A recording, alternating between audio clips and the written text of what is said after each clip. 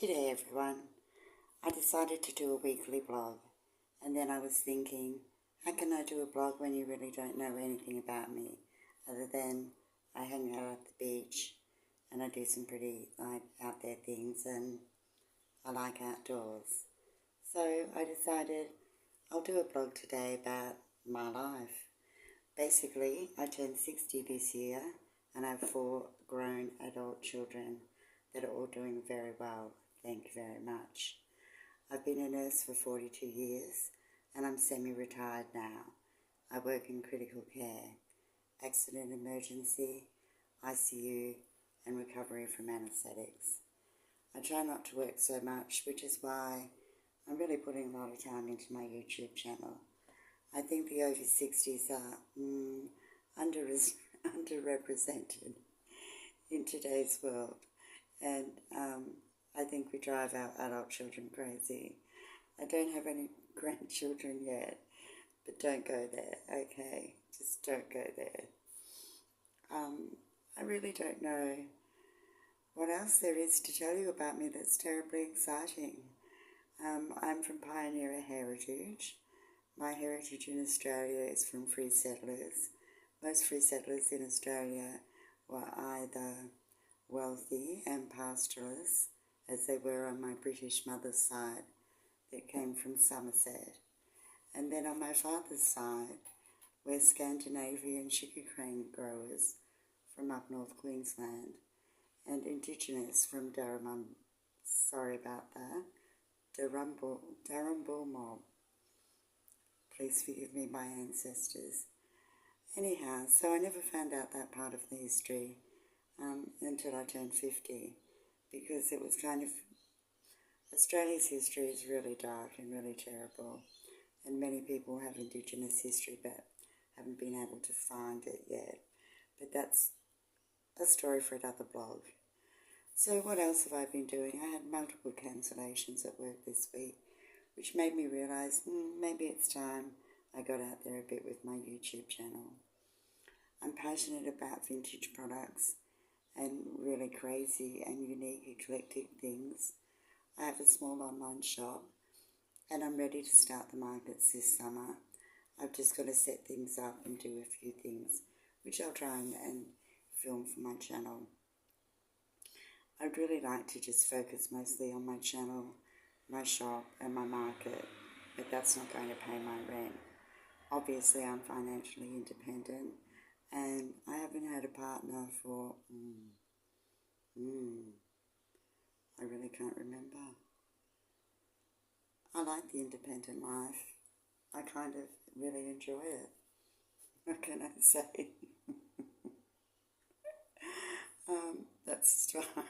That's a story for another blog, I guess. Really, honestly.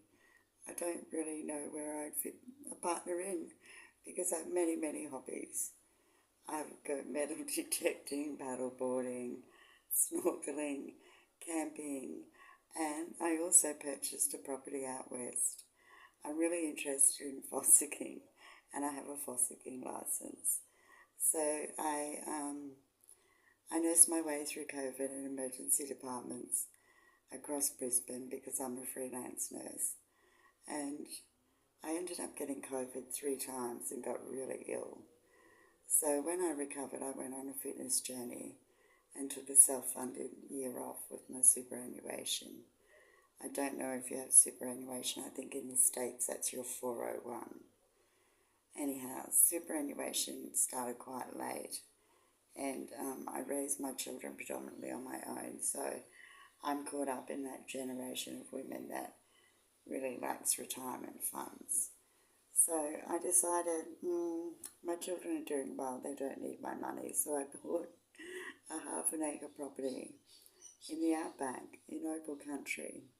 So I took a trip out there, dropped a container there, left my camping gear there, and I aim to do like a camp stay. So I really need to get things going and get back out west. I absolutely love it out there. The stars out there are just amazing. The kangaroos are just awesome. I haven't seen any feral pigs, but I was a bit fearful of them sleeping in my container. I'll do a blog on it and show you some pictures one day. But that's my property out west. Big shout out to Mangalala.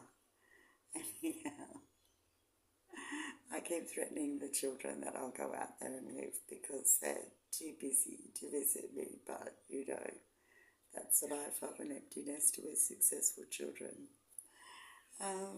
So what else can I tell you? I come from a family of women. I predominantly worked in a female-dominated profession, and 3 of my 4 children are women, so I'm kind of like a very independent woman that knows how to do a lot of stuff, because why not?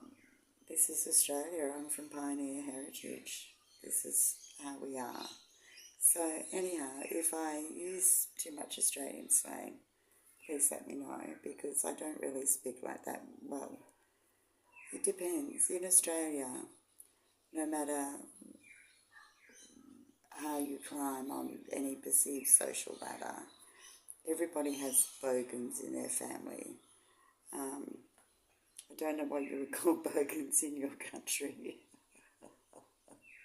But maybe you can look up bogan on Wikipedia, B-O-G-A-N.